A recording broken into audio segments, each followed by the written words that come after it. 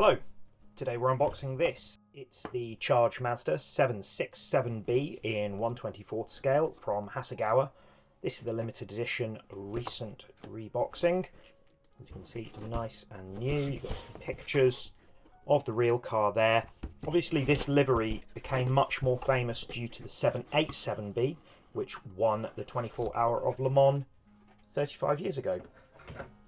So as you can see, all the parts, some of them pre-coloured, some decals and instructions. The Mazda 767 and 767B are prototype racing cars that were built by Mazda Speed for the 24 Hours of Le Mans, running under the IMSA GTP class.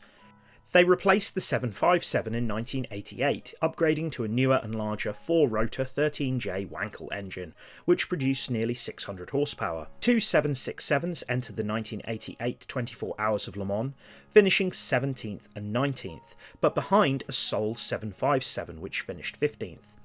The car was upgraded to the 767B for 1989, and it finished a creditable 5th at the 24 Hours of Daytona.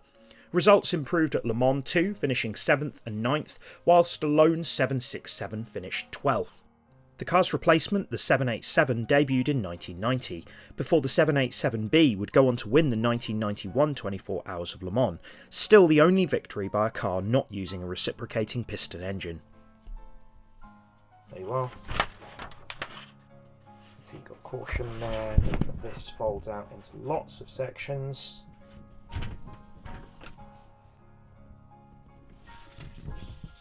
Mr. Hobby Colours called out here.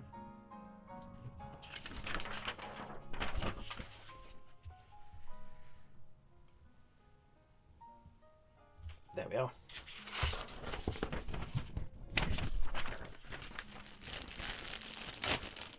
So let's have a look.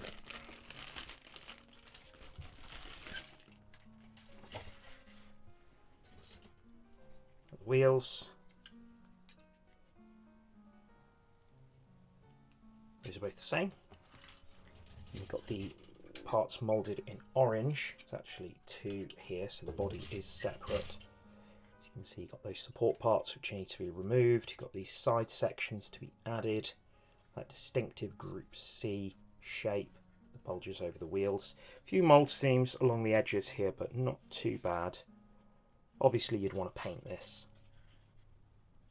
Here's the other orange parts. Now, some of these will be used, some of them won't. You've actually got more wing parts than you need, so it's important to check which ones. I think this one has the biggest part, and I think those are for the tail lights. Then you've got the side vents. This black sprue. It's got the dashboard, we've got the race seat, got the interior, cooling parts. There's the little digital display.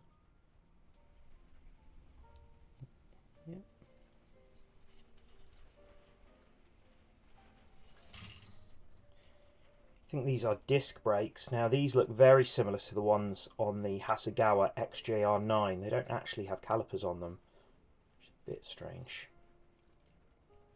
You've got the Venturi tunnels under there.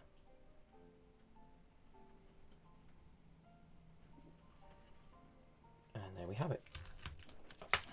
As you can see here, got these tyres. You've got the fronts and the rears. They feel alright. Bit of a mould seam down the middle, but they look pretty good. So 4 of those, rears and front, and then you've got some polycaps as well. And finally, we've got the clear parts. I'm not going to take these out. So you can see windscreen, headlights, tail lights, side lights, got the side lights and the headlight covers. There, looks pretty good. Okay, and then we've got the decal sheet here. So as you can see, the green sections are all separate and the black sections.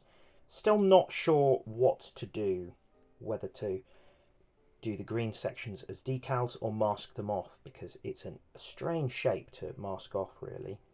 But the decals look pretty good quality there. Those drivers' names. Yeah, and as you can see, 2017. So this is a recent-ish reissue. And then you've got the Dunlop decals there for the tyres. So there we have it. Let me know what you think down below. Have you built this, or have you built one of the 787Bs? remember that this was bought from Kent Models, and you can get a discount from them by checking the link down below. Every time I use it, it benefits me and the channel. Thank you very much for watching. I'll see you soon.